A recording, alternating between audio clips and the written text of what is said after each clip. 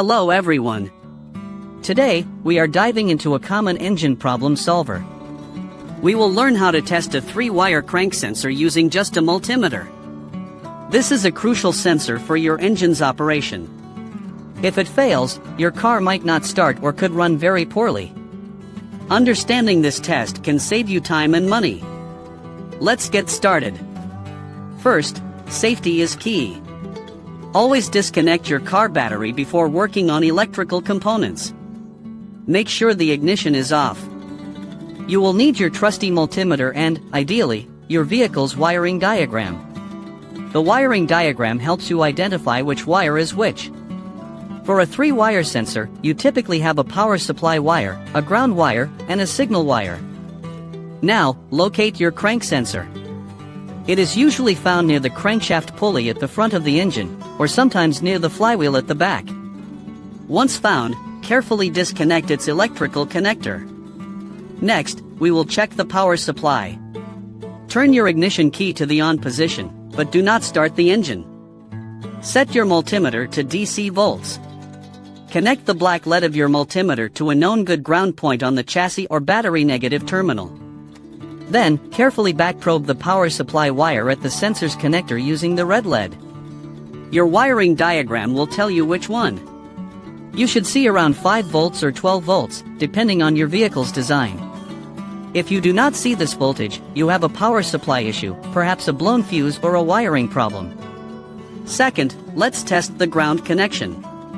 Keep the ignition on. Now, connect the red lead of your multimeter to the power supply wire you just tested. Connect the black lead to the ground wire at the sensor's connector. You should see the same voltage reading as your power supply test, for instance, 5 volts or 12 volts. If you read 0 volts, your ground connection is faulty. Third, we will check the signal wire. This part is a bit trickier with a standard multimeter for a Hall effect sensor, but we can still get some useful information. Turn the ignition off and reconnect the sensor.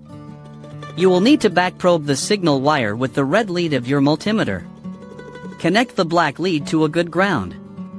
Set your multimeter to DC volts. Now, you need to simulate the engine turning. If you can, slowly turn the crankshaft by hand. Watch your multimeter screen. A healthy Hall effect sensor should show a voltage toggle, typically switching between 0 volts and 5 volts as the crankshaft teeth pass the sensor. It might be hard to catch this with a regular multimeter if you are cranking the engine, as it averages the fast changes. If you see a constant voltage, either always high or always low, even when the crankshaft is turning, then your crank sensor is likely bad.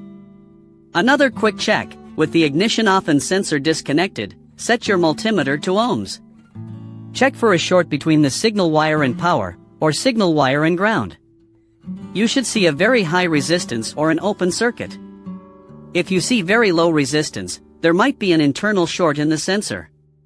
So, if your power and ground tests are good, but you are not getting the correct signal output when the engine is turned, then it is time to replace that crank sensor. This simple diagnostic can help you pinpoint the problem quickly. Thank you so much for watching this video. I hope this guide helps you with your car repairs. If you found this information useful, please hit the like button, share it with your friends, and consider subscribing to support the channel. Your support helps us create more helpful content like this. See you in the next video.